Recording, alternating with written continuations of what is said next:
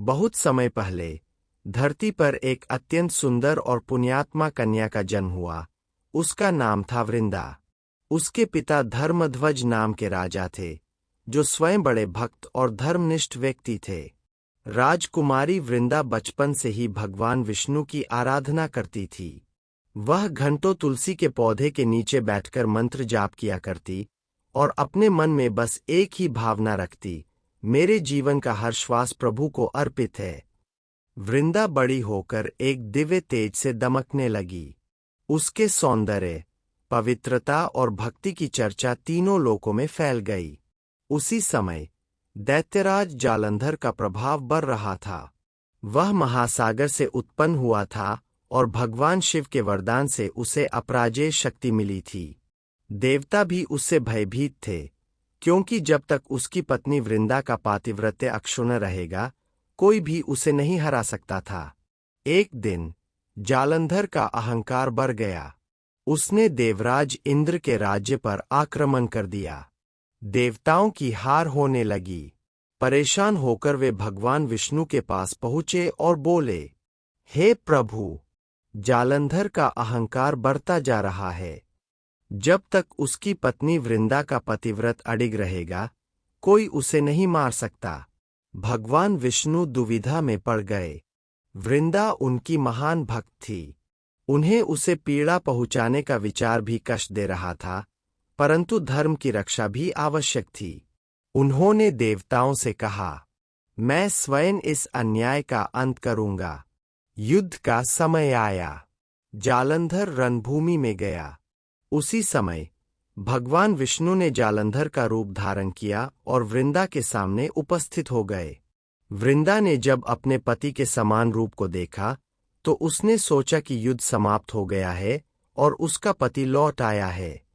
उसने उसका स्वागत किया और आराधना की। लेकिन जैसे ही उसने भगवान विष्णु के मुख पर ध्यान केंद्रित किया, उसे अपने अंदर एक अजीब कंपन महसूस हुआ। वह समझ गई कि यह उसके पति नहीं है। वह क्रोध और दुख से कांप उठी। आंसू भरी आंखों से बोली, हे विष्णु, आपने तो सदा धर्म का पालन किया है, फिर आज आपने मेरी पवित्रता का अपमान क्यों किया? भगवान विष्णु ने शांत स्वर में कहा, देवी, यह सृष्टि का संतुलन बनाए रखने के लिए आवश्यक था। तुम्हारी शक्ति के कारण एक दैत्य संसार में विनाश फैला रहा था। वृंदा ने कहा, आप धर्म के लिए अधर्म कर गए। हे विष्णु, मैं आपको श्राप देती हूं, आप भी अपनी पत्नी से वियोग का दुख सहेंगे। यह कहकर वृंदा ने अग्नि में अपने प्राण त्याग दिए। भगवान विष्णु ने आंसू बहाते हुए कहा, हे वृंदा, तुम केवल भक्त नहीं, स्वयं देवी तुलसी का स्वरूप हो। तुम्हारा यह त्याग अमर रहेगा।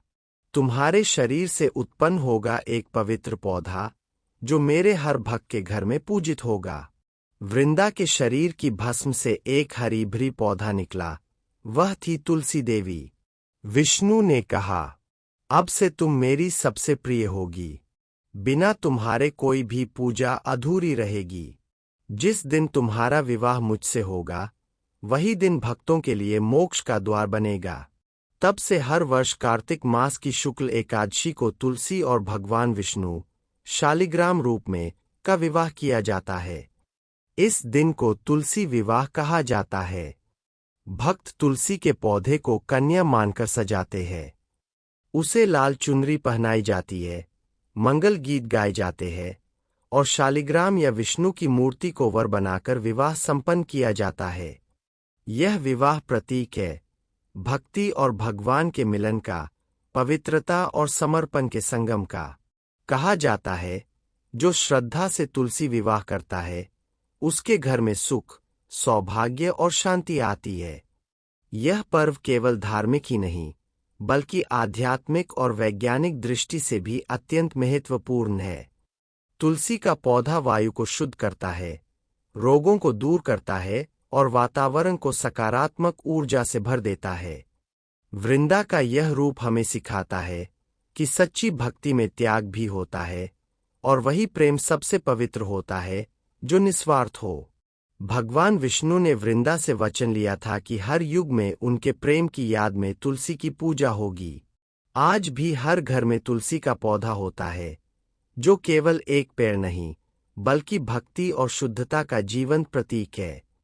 जब तुलसी विवाह का दिन आता है तो यह केवल एक अनुष्ठान नहीं होता, यह उस दिव्य प्रेम का उत्सव है जिसने भक्त और भगवान को एक सूत्र में बांध दिया।